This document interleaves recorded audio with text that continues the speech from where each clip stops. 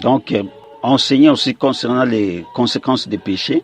Au point 13, l'Église devra enseigner, encadrer les disciples de Jésus-Christ pour comprendre la prière. Car il y a plusieurs types de prières. La prière d'adoration, des louanges, d'autorité, des demandes, d'intercession, ainsi de suite. La position du corps pendant la prière, par exemple. Beaucoup de disciples ne connaissent pas ça.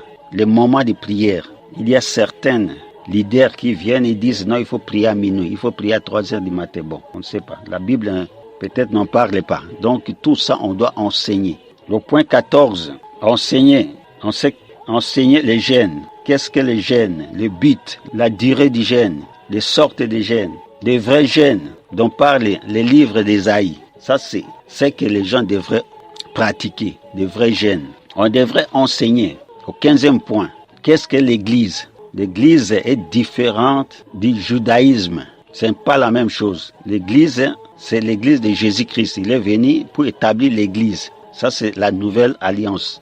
Et le judaïsme, c'est l'ancienne alliance. L'Église peut être considérée comme épouse de Christ, corps de Christ, comme bâtiment. On doit enseigner les gens quelles sont les caractéristiques d'une bonne Église pour ne pas tomber sous l'influence des loups. On doit enseigner les gens. Au 16e point, la Bible, c'est quoi? C'est quel livre? La composition de la Bible. Comment lire la Bible? Comment méditer la Bible? Au point 17, on doit enseigner les gens la repentance sincère. Ça, c'est la clé pour devenir enfant de Dieu. Sans une repentance sincère, on ne peut pas devenir enfant de Dieu. C'est pourquoi le Seigneur avait dit, je ne vous ai jamais connu. Ces gens-là qui pensaient qu'ils sont devenus enfants de Dieu, alors que c'était une nouvelle naissance ratée, donc ils n'ont jamais été des disciples de Jésus-Christ. Point 18, on doit enseigner aux gens la foi, les dimensions de la foi, la définition de la foi, ainsi de suite.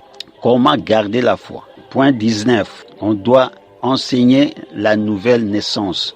C'était un concept très difficile, même Nicodème, qui était un docteur de la parole, n'avait pas bien compris la nouvelle naissance. Il y a des conditions pour devenir enfant de Dieu.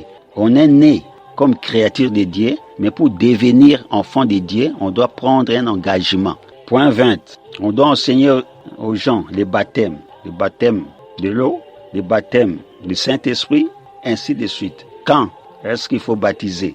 On ne peut pas baptiser un bébé parce qu'il n'a pas de conscience. Il n'a pas de conscience comme un adulte. Point 21. On doit enseigner la croissance spirituelle. Parce qu'une fois qu'on accepte le Seigneur Jésus-Christ comme Seigneur Sauveur, on est un bébé spirituel. Donc ce bébé spirituel doit grandir. Et avec les dons et talents que Dieu a donnés pour le perfectionnement des saints jusqu'à atteindre la stature parfaite de Jésus-Christ. Ainsi, le disciple sera comme son maître. Le disciple accompli sera comme son maître. On doit enseigner les disciples pour qu'ils se comportent bien dans tous les domaines de la vie. Ils seront exemplaires vis-à-vis des autres, des païens, et puis ils peuvent ainsi bien influencer les autres domaines de la vie. Ainsi, la nation sera sauvée. Dès son enseignement concernant l'hygiène, la maison, l'environnement, l'alimentation, on ne peut pas manger comme des païens. Daniel ne mangeait pas comme des païens. Parce qu'il y a des gens qui mangent pour tomber malades. Ils pensent que beaucoup manger, c'est... Non, il faut manger équilibré. Des enseignements concernant la mode devraient être enseignés. On ne peut pas s'habiller comme des païens. Non, c'est nous qui sommes les sels de la terre, la lumière du monde. C'est nous qui sommes des leaders pour guider les autres et non pas se laisser guider par eux. Non. Des enseignements concernant la délivrance, les brisements. Les brisements aident quelqu'un à devenir humble. Comme ça, le péché de l'orgueil sera écarté. Des enseignements concernant la conversion, les renouvellements de l'intelligence, les changements de langage, les changements dans tous les domaines de la vie. Car nous sommes les sels de la terre, la lumière du monde. Nous sommes des leaders. Donc on devrait avoir des enseignements dans tous les domaines de la vie pour bien se comporter, pour ne pas faire comme des païens, accepter la corruption. Non, il faut dénoncer ces antivaleurs. Et puis, tous ces enseignements amèneront les chrétiens à mener une vie de sanctification. Sans la sanctification, personne ne verra Dieu. Parce que si Dieu venait à poser la question, combien est-ce qu'il y a de justes en République démocratique du Congo? Est-ce qu'il y a 1000 justes? Est-ce qu'il y a 1 million de justes? Pour qu'on dise oui. Mais s'il vient, il trouve 5 justes. Bon, ça ne vaut pas la peine. Il ne peut pas combattre pour nous. Et d'ailleurs, la situation là, c'est pour amener, comme quelqu'un a dit, c'est pour amener les gens à se sanctifier, à retourner vers l'Éternel. Parce que c'est une situation unique dans le monde. La situation qui se passe en République démocratique du Congo, c'est unique. Comme Dieu châtie ses fils qu'il aime, je pense ça pourrait être la punition de Dieu pour que nous retournions sincèrement vers lui. C'est pourquoi il laisse, on est tombé par terre, on mange les sables, malgré ça, on ne veut pas se repentir. Repentons-nous sincèrement. C'est ça la clé. C'est ce que j'ai dit avant. Si nous nous repentons aujourd'hui, sincèrement, dès demain, nous verrons les résultats. Nous verrons des bons résultats. Ça, c'est garanti. C'est garanti. Donc, si Dieu venait à poser la question, combien de justes il y a au Congo? S'il trouve 1 million, ça va déjà. C'est pourquoi l'Église doit s'élever, appeler le peuple à la repentance sincère, appeler le peuple à revenir vers l'Éternel. Et si on est au moins 1 million qui revient nécessairement, Dieu peut faire quelque chose. Mais la situation actuelle, je ne pense pas qu'on peut trouver 100 Congolais qui sont justes. Juste par rapport à Dieu, selon les normes de Dieu.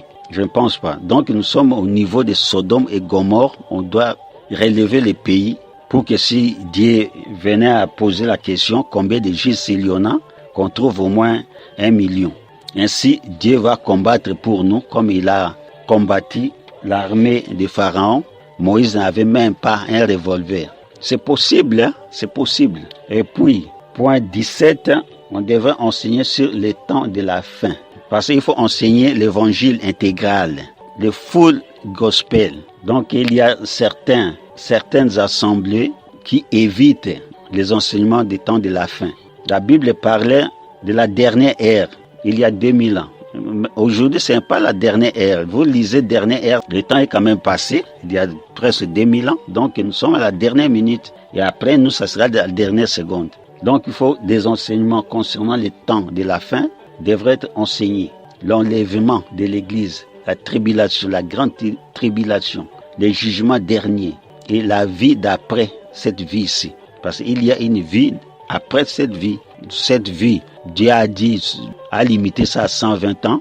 Bon, les 120 ans de Dieu, c'est 120 ans de Dieu. Donc pour nous, c'est plus ou moins. Donc, alors que là, c'est l'éternité. Soit au paradis, soit dans le feu pour aller souffrir. Ça, c'est la table des matières de ce que l'Église devrait enseigner aux fidèles de Jésus-Christ.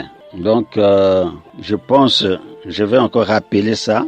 L'Église devrait appeler tous les fidèles de Jésus-Christ à revenir vers le Seigneur par une repentance sincère. Si on fait ça, si on commence ça aujourd'hui, dès demain, nous verrons des résultats. Ça, c'est garanti, ça, c'est sûr. Et comme ça, Dieu lui-même, il va combattre pour nous. On va même croiser les bras et voir les ennemis du Congo tomber. Ça, c'est sûr. Car lui, il a dit, à lui la vengeance, à lui la rétribution. Et nous allons faire que cette prière. Papa, Dieu, toi, tu as dit, à toi la vengeance, à toi la rétribution. Tous les jours, on lui dit, on lui rappelle, il va agir. Nous, on ne va pas combattre. On ne va pas combattre. On va se sanctifier et puis lui rappeler ce que lui il a dit. Il est fidèle, il va agir. Merci, mes frères et sœurs. Ça, c'est la table des matières. Et puis, nous allons continuer avec des détails. De chaque point, avec des détails pour que les gens, pour que les fidèles de Jésus-Christ aient la connaissance. Et la connaissance, c'est une arme. La sagesse vaut mieux que l'or. On a l'or, mais comme nous ne sommes pas sages, cet or-là ne nous sert à rien. Les diamants ne nous servent à rien parce que nous ne sommes pas sages. Retournons vers l'Éternel. Retournons vers l'Éternel avec une repentance sincère. Comme ça, nous allons bénéficier de nos minéraux. Merci au nom de Jésus-Christ. des rois des rois, des seigneurs des seigneurs. Amen.